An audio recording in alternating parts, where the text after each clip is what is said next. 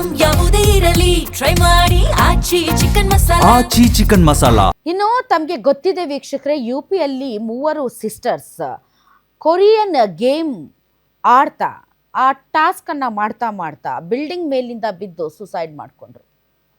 ಅಪ್ಪನ ಪರಿಸ್ಥಿತಿ ಚೆನ್ನಾಗಿರಲಿಲ್ಲ, ಫಿನಾನ್ಷಿಯಲಿ ಆತ ತುಂಬ ವೀಕ್ ಆಗಿದ್ದ. ಹಾಗಾಗಿ ಮೊಬೈಲನ್ನು ಮಾರ್ದ ಕರೆಂಟ್ ಬಿಲ್ ಕಟ್ಟೋದಕ್ಕೆ. ಮೊಬೈಲ್ ಇಲ್ಲ, ನಾವು ಗೇಮ್ ಆಡೋಕ್ಕಾಗಲ್ಲ ಅಂತ ಆ ಮಕ್ಕಳು ಬಿಲ್ಡಿಂಗ್ ಮೇಲಿಂದ ಬಿದ್ದು ಸತ್ತೋದ್ರು. ಈಗ ಅದೇ ಕೊರಿಯನ್ ಭೂತ ರಾಜ್ಯಕ್ಕೂ ಕೂಡ ವಕ್ರಿಸ್ಕೊಂಡಿದ್ಯಾ ಅನ್ನುವಂಥ ಸುದ್ದಿ ಬರ್ತಾ ಇದೆ. ಇದು ವೆರಿ ವೆರಿ ವೆರಿ ಇಂಪಾರ್ಟೆಂಟ್ ಮತ್ತು ಡಿಸ್ಟರ್ಬಿಂಗ್ ನ್ಯೂಸ್. ಯಾಕೆ ಅಂತಂದರೆ ನಾವೆಲ್ಲರೂ ಕೂಡ ಈ ಮೊಬೈಲ್ ಅಡಿಕ್ಷನ್ ಮತ್ತು ಗೇಮ್ ಅಡಿಕ್ಷನ್ ಬಗ್ಗೆ ಮಾತಾಡ್ತೀವಿ. ಏನು ಯು ಪಿಯಲ್ಲಿ 3 ಬಲಿ ಪಡೆದಿತ್ತು, ಅದೇ ಗೇಮ್ ಈಗ ರಾಜ್ಯಕ್ಕೂ ಎಂಟ್ರಿ ಕೊಟ್ಟು ಧಾರವಾಡದಲ್ಲಿ ಕೊರಿಯನ್ ಗೇಮ್ಗೆ ಒಬ್ಬ ಯುವಕ ಬಲಿಯಾಗಿದ್ದಾನೆ ಅನ್ನುವಂಥ ಸುದ್ದಿ ಬರ್ತಾ ಇದೆ ವೀಕ್ಷಕರೇ.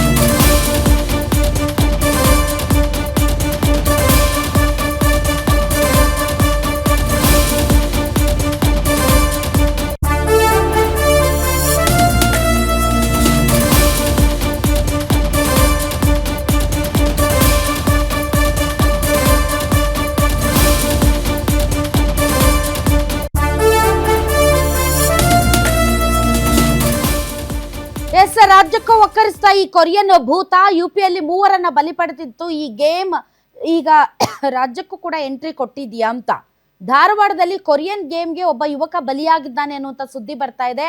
ಫೆಬ್ರವರಿ 6ನೇ ತಾರೀಕು ಮನೆಯಲ್ಲಿ ನೇಣು ಬಿಗಿದುಕೊಂಡು ಯುವಕ ಆತ್ಮಹತ್ಯೆ ಮಾಡ್ಕೊಂಡಿದ್ದಾನೆ. ಮಂಗಳಗಟ್ಟಿ ಫ್ಲಾಟ್ನ 20 ವರ್ಷದ ವಿಕಾಸ್ ನಾಯಕ ಈ ತರ ನೇಣಿಗೆ ಶರಣಾಗಿದ್ದಾನೆ. ಯುವಕನ ಸಾವಿನ ನಂತರ ಮೊಬೈಲನ್ನು ವಶಪಡಿಸಿಕೊಂಡಿದ್ರು ಪೊಲೀಸರು. ಆಗ ಮೊಬೈಲನ್ನು ಚೆಕ್ ಮಾಡಿದಾಗ ಈ ಕೊರಿಯನ್ ಗೇಮ್ಸ್ ಪತ್ತೆಯಾಗಿದೆ.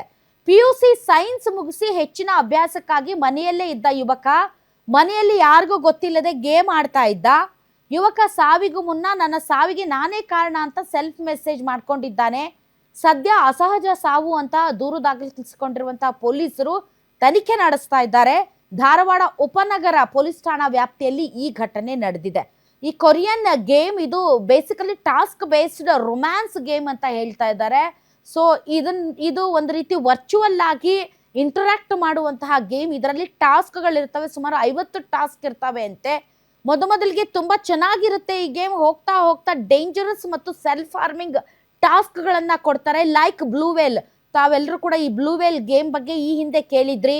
ಮೋಮೋ, ಬ್ಲೂ ವೇಲ್ ಈ ರೀತಿಯಾದಂತಹ ಏನು ಟಾಸ್ಕ್ ಬೇಸ್ಡ್ ಗೇಮ್ಸ್ ಇದಾವೆ. ಅದೇ ತರ ಈ ಕೊರಿಯನ್ ಲವ್ ಗೇಮ್ ಅಲ್ಲಿ ಇಟ್ಸ್ ಅ ರೊಮ್ಯಾನ್ಸ್ ಅಥವಾ ಲವ್ ಗೇಮ್.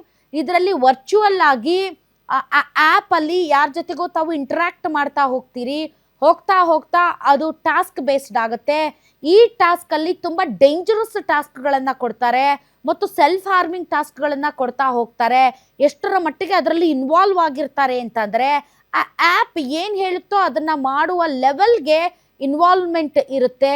ಬೇಸಿಕಲಿ ಈ ಕೊರಿಯನ್ ಲವ್ ಗೇಮ್ ಏನಿದೆ ಇದು ಈ ರೀತಿಯಾದಂತಹ ಟೀನೇಜರ್ಸನ್ನೇ ಟಾರ್ಗೆಟ್ ಮಾಡಿಕೊಂಡು ಆಡುವಂತಹ ಗೇಮ್ ಇದು. ಸೊ ಟೀನೇಜರ್ಸ್ ಈ ರೀತಿಯಾದಂತಹ ಗೇಮ್ಗೆ ಅಡಿಕ್ಟ್ ಆಗ್ತಾರೆ. ಎಸ್ಪೆಷಲಿ ಫ್ಯಾಮಿಲಿ ಜೊತೆ ಜಾಸ್ತಿ ಇಂಟರಾಕ್ಷನ್ ಮಾಡದೇ ಇರೋರು ಮತ್ತು ತಮ್ಮ ಭಾವನೆಗಳನ್ನು ಯಾರ ಜೊತೆಗೂ ಹಂಚ್ಕೊಳ್ದೇ ಇರೋರು, ಹೊರಗಡೆ ಹೋಗಿ ಆಟ ಆಡದೇ ಇರೋರು ಅಥವಾ ಹೊರಗಡೆ ಫ್ರೆಂಡ್ಸ್ ಜೊತೆ ಸಮಯ ಕಳೀದೇ ಇರೋರು, ತುಂಬ ಇಂಟ್ರೋವರ್ಟ್ ಯಾರು ಇರ್ತಾರೆ ಅವ್ರು ಇಂತಹ ಗೇಮ್ಗಳಿಗೆ ಒಂದು ಸ್ವಲ್ಪ ಅಡಿಕ್ಟ್ ಆಗ್ತಾರೆ ಅಂತ ಅನಿಸುತ್ತೆ. ಒಂದು ಫ್ಯಾಂಟಸಿ, ಯಾರೋ ನಮ್ಮ ಮಾತು ಕೇಳ್ತಾ ಇದ್ದಾರೆ, ಯಾರ ಜೊತೆಗಾದ್ರೂ ನಮ್ಮ ಭಾವನೆಗಳನ್ನ ಹಂಚ್ಕೊಳ್ಬಹುದು ಅಂತ ಗೇಮಲ್ಲಿರುವಂತಹ ಆ ವರ್ಚುವಲ್ ಕ್ಯಾರೆಕ್ಟರ್ ಜೊತೆಗೆ ಇಂಟರಾಕ್ಷನ್ ಮಾಡ್ತಾ ಹೋಗ್ತಾರೆ. ಅದು ಹೋಗ್ತಾ ಹೋಗ್ತಾ ಹೋಗ್ತಾ ಟಾಸ್ಕ್ ಬೇಸ್ಡ್ ಆಗುತ್ತೆ. ಕೊನೆಗೆ ಸೆಲ್ಫ್ ಹಾರ್ಮಿಂಗ್ ಅಂತಹ ತುಂಬಾ ದೊಡ್ಡ ಸ್ಟೆಪ್ಗೆ ಮಕ್ಕಳು ಬಲಿಯಾಗ್ತಾ ಇದ್ದಾರೆ. ಈ ಬಗ್ಗೆ ಹೆಚ್ಚಿನ ಡೀಟೇಲ್ಸ್ ಕೊಡ್ತಾರೆ ನನ್ನ ಕಲೀಗ್ ಶ್ರೀಧರ್.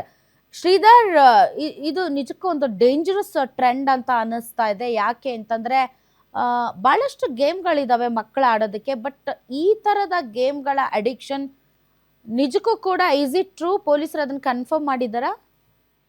ಖಂಡಿತ ಮೇಡಮ್, ನೀವು ಹೇಳ್ದಾಗೆ ಇತ್ತೀಚೆಗೆ ಗೇಮ್ಗಳಿಗೆ ಹೆಚ್ಚು ಯುವಕರು ಮತ್ತು ಸಣ್ಣ ಸಣ್ಣ ಮಕ್ಕಳು ಕೂಡ ಬಲಿಯಾಗ್ತಾ ಇದ್ದಾರೆ. ಅದರಲ್ಲೂ ಕೂಡ ಈಗ ರೀಸೆಂಟ್ ಆಗಿ UP ಘಟನೆ ಕೂಡ ನಮ್ ಕಣ್ ಮುಂದೆ ಇದು ಈಗ ರಾಜ್ಯಕ್ಕೂ ಕೂಡ ವಕ್ರಸ್ಥ ಅನ್ನೋ ಒಂದು ಅನುಮಾನ ಕೂಡ ವ್ಯಕ್ತ ಆಗ್ತದೆ. ಈಗ ಈ ಹಿಂದೆ ಕೊರಿಯನ್ ಗೇಮ್ಗಳು ಬಹಳಷ್ಟು ಯುವಕರನ್ನು ಮತ್ತು ಮಕ್ಕಳನ್ನ ಬಲಿಯನ್ನ ಪಡೆದಿತ್ತು. ಅಷ್ಟೇ ಅಲ್ಲದೆ ನೀವು ಹೇಳ್ದಾಗೆ ಬ್ಲೂ ವೇಲ್ ಇರ್ಬೋದು ಅಥವಾ ಇನ್ನಿತರ ಕೊರಿಯನ್ ಗೇಮ್ಗಳು ಬಹಳಷ್ಟು ಪ್ರಭಾವವನ್ನ ಭಾರತದ ಮೇಲೆ ಬೀರಿದ್ದು. ಅಷ್ಟೇ ಅಲ್ಲದೆ ಈಗ ಧಾರವಾಡದಲ್ಲೂ ಕೂಡ ಅಂತದೇ ಒಂದು ಘಟನೆ ನಡೆದಿರುವಂತದ್ದು. ಅದು ಕೂಡ ವಿಕಾಸ್ ನಾಯಕ್ ಅನ್ನುವಂತ 20 ವರ್ಷದ ಯುವಕ ಇದ್ದಾನೆ. ಅವನು ಸೈನ್ಸ್ ಅನ್ನ ಮುಗಿಸಿ ಮನೆಯಲ್ಲೇ ಇರ್ತಾನೆ. ಮನೆಯಲ್ಲಿ ಅತಿ ಹೆಚ್ಚು ಒಬ್ನೇ ಕೂತಿರೋದು, ಒಬ್ನೇ ಓಡಾಡೋದು. ಅಷ್ಟೇ ಅಲ್ಲದೆ ಮನೆ ಬಿಟ್ಟು ಹೊರಗಡೆ ಯಾವುದು ಕೂಡ ಓಡಾಟವನ್ನ ಮಾಡ್ತಿರಲ್ಲ. ಅಷ್ಟೇ ಕೇವಲ ಮೊಬೈಲ್ ಆಯ್ತು ತಾನಾಯ್ತು ಅನ್ನೋದನ್ನ ಮಾತ್ರ ಮಾಡ್ತಾ ಇರ್ತಾನೆ. ಹೀಗಾಗಿ ಆತ 6ನೇ ತಾರೀಕು ನೇಣು ಬಿಗಿದುಕೊಂಡು ಆತ್ಮಹತ್ಯೆಯನ್ನು ಮಾಡ್ಕೋತಾನೆ. ಆತ್ಮಹತ್ಯೆ ಆದ ತಕ್ಷಣ ಏನಿರ್ಬೋದು ಕಾರಣ ಅನ್ನೋದನ್ನ ನೋಡಿದಾಗ ಅವನ ಮೊಬೈಲ್ ಅನ್ನ ಚೆಕ್ ಮಾಡಿದಾಗ ಅದರಲ್ಲಿ ಒಟ್ಟು 10ಕ್ಕೂ ಹೆಚ್ಚು ಗೇಮ್ಗಳು ಕಂಡು ಬರ್ತವೆ. ಅದರಲ್ಲಿ ಪ್ರಮುಖವಾಗಿ ಕೊರಿಯನ್ ಗೇಮ್ಗಳು ಕೂಡ ಅಲ್ಲಿ ಇದ್ದಿದ್ದು ಗೊತ್ತಾಗಿರುವಂತದ್ದು. ಈ ನಿಟ್ಟಿನಲ್ಲಿ